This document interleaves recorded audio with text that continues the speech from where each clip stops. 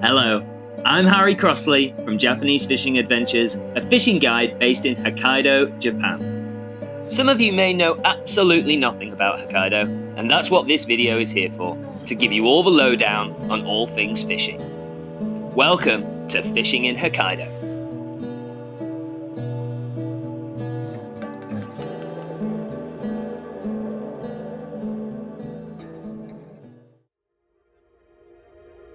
Some of you might be versed in your Japanese geography, but for those who aren't, Hokkaido is Japan's most northernmost island. Russia to the west and north, and the Pacific to the east. It's Japan's second largest island and makes up 22% of Japan's landmass. Once known as Ezo, it was home to the indigenous Ainu people, who lived in harmony with the islands, forests and seas for centuries. Now, it's arguably most famous for its powder snow and unbelievable skiing and snowboarding. But what many people don't know is how good the fishing is. Well, what species can you expect on your fishing trip to Hokkaido? Salmonids, and lots of them. Starting off with the amimas/iguana, aka the white spotted char. This char species is native to Hokkaido and is such an iconic fish. The iguana is a mountain stream char, found in the mountains and can grow up to 50 centimeters. We target these fish with nymphs, dry flies, small streamers, and can also be targeted with small cranks, spinners and spoons. Heading into the mountains and fishing in fast-flowing springs with a light fly rod or tenkara setup is endless amounts of fun. Now, the amimas is the sea-run version of the iguana.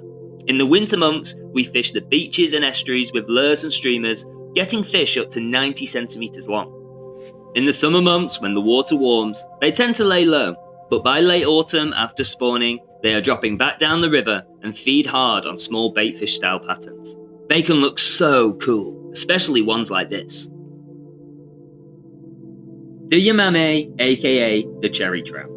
The yamame is such a cool fish, and is basically a salmon carp, although it's not. In the spring, we have big runs of sakuramas, technically a trout, but has more salmon tendencies, and the yamame is the offspring of these fish. You can target yamame from July onwards, and alike to the iguana, they are found in the mountains, but also in almost every river system here in Hokkaido. However, some do stay in the river, but the vast majority migrate to the sea. I'm sure a lot of you in the room are salmon anglers, and probably thinking, why can't I target the daddies? Well, sadly, all the salmon fishing, including cherry trout, the sakuramas, is banned in fresh water. The phantom fish, aka the ito. The ito, known to most as the sakalin taimen, is also a native species of Hokkaido, albeit numbers are not what they once were. However, there are some river systems where they live in healthy numbers. Known as the phantom fish because they can be so hard to catch, they can grow over 1 meter long and are a ferocious predator in themselves. An Andromeda species moving from sea to fresh throughout their life cycle, you can fish for them in both in the river and the sea. A bucket list fish for any angler. And some other natives. You'll also find some Dolly Varden in certain areas of the island, not growing to the sizes of Alaska, but still a cool fish.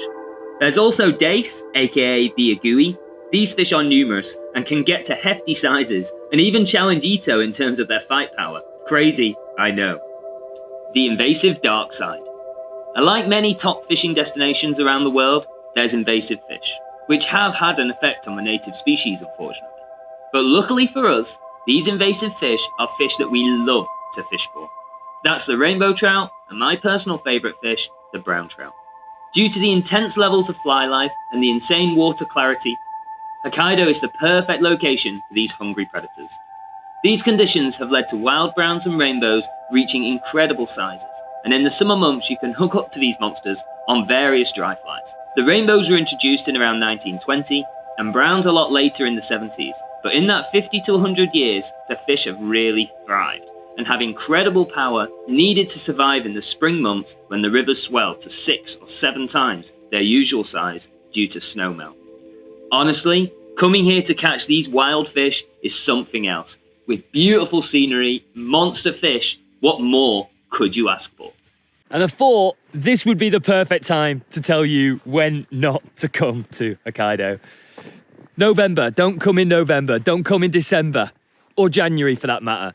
Honestly, Hokkaido has some extreme weather. In the winter months, we get up to 40 foot of snow. That's like 12 meters. It's absolutely mad, which makes the fishing pretty tough. Like, we do a little bit I'll be honest with you. We do a small bit, but that's more me getting out of the house, to be honest with you. It's not really our true guiding operations. Our guide season typically kicks off around May, when all the snow melt has washed out the river and the river is in fine form. Maytime, early season, lures, streamers, nymphs are the go-to. But moving into June, July, August and into September, it's dry flies and dry fly only. We have some insane terrestrials here, big hoppers, big cicadas, and the trout are just gobbling them. Absolutely gobbling. Then October, you get the odd day where the dries work. You move down to slightly smaller dries, parachutes, little caddis, that type of thing. But on the whole, it's streamers, back to the nymphs, and also the lures come back into action. But honestly, this place, it's mad. And I've got to go walk the dog. But anyway, let's move on why you should come fishing in Hokkaido.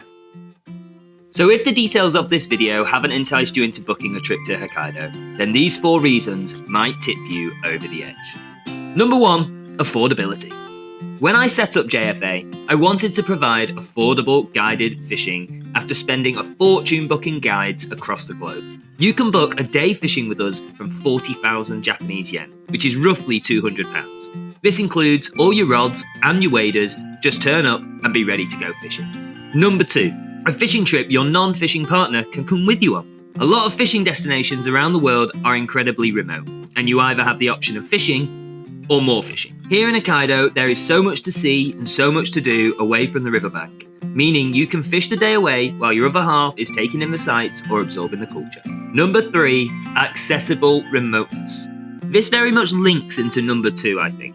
In Hokkaido, you can feel complete and utter remoteness whilst being in reach of civilization, which is why your non-fishing partner can come along. To give context, you're only ever 30 minutes away from a heated toilet seat. And number 4, of course, great fishing. As we've highlighted, the diversity of fish is crazy, and there's always something to target regardless of ability or preference. But the size of some of these fish is truly insane. Imagine hooking into a brown trout like this on a dry fly. So why Japanese fishing adventures? Well, I'm a fishing addict.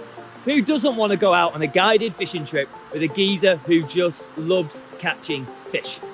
And to that end, I prefer you catching fish. Honestly, I get more excitement now out of watching my guests catch an absolute worldie than when I do.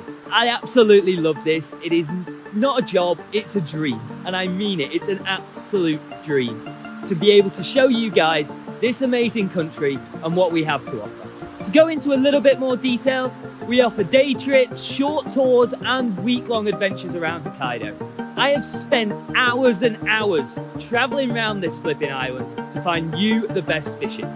It's pretty hard being in a foreign country and trying to establish a guiding business, but somehow or some way, we've done it. Anyway, guys, thanks for watching. Enjoy the rest of the festival. Lots of love, and I'll see you in Japan. Okay, I'm actually gonna go fishing. Clear conditions? -5? Yeah, perfect.